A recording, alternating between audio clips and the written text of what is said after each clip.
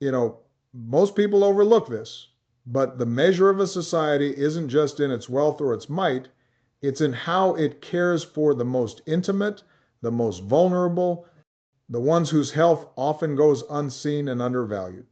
And if we're honest with ourselves, women's health has long been one of those quiet moral tests, a reflection of our ability to uphold justice, dignity, and collective responsibility.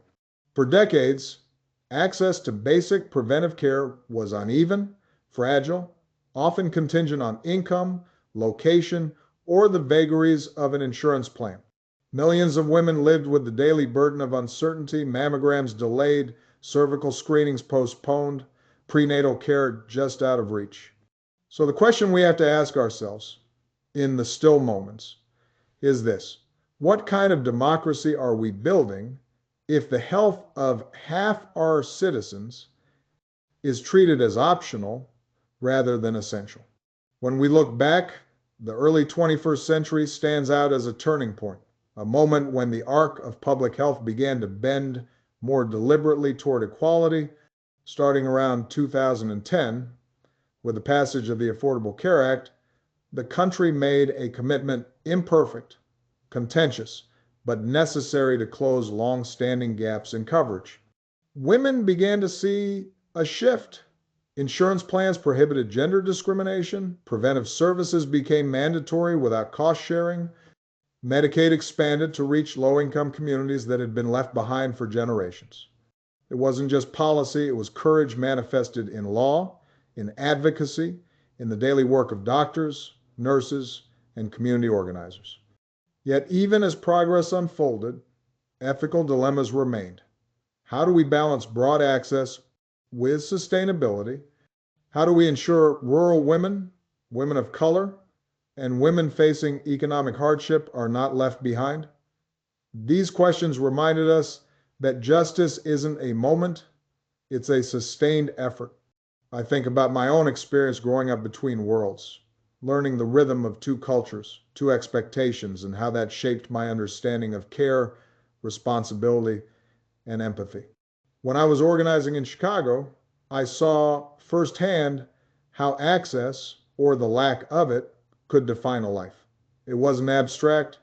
It was the single mother choosing between a doctor's visit and a paycheck, the young woman in a neighborhood with no nearby clinic, the family navigating a system that seemed indifferent to their needs. And then later, in the Oval Office, you see how these personal stories aggregate into national responsibility, policy becomes human, and numbers on a spreadsheet translate into lives. You also learn humility. You learn that legislation, even when passed, is only the first step. The real work is implementation, advocacy, education, and the daily insistence that no woman's health be dismissed as negotiable. And yes, sometimes you chuckle at the irony of serious debates over birth control coverage, knowing that at the end of the day, these are the moments where justice meets the intimate realities of life. At its core, this struggle speaks to the larger truths about who we are and what we value. Leadership isn't simply making decisions in the abstract, it's measuring the moral weight of those choices. Democracy, in its most honest form, is a commitment to ensure that every citizen can pursue life fully, freely, with dignity. And women's health sits squarely in that frame. It reminds us that our collective well-being is inseparable from individual care, that the promise of equality is hollow if half the population faces systemic obstacles to something as fundamental as preventive medicine. There's a paradox here, of course. Progress is both possible and painstakingly slow, often challenged by politics, polarization, and resource constraints.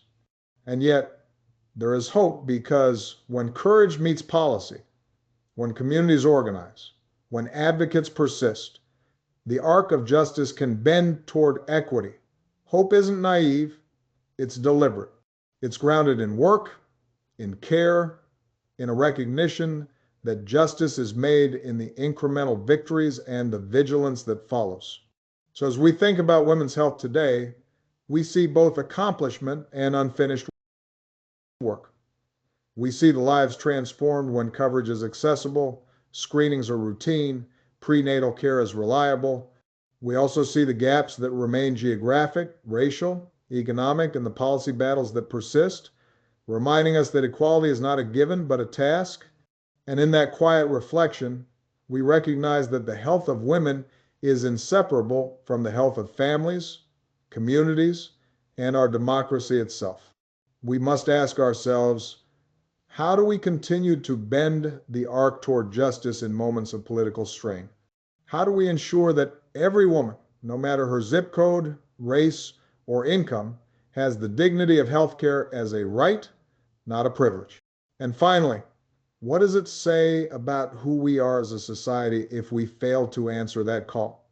These aren't questions for tomorrow. They're the work of today and the measure of our humanity.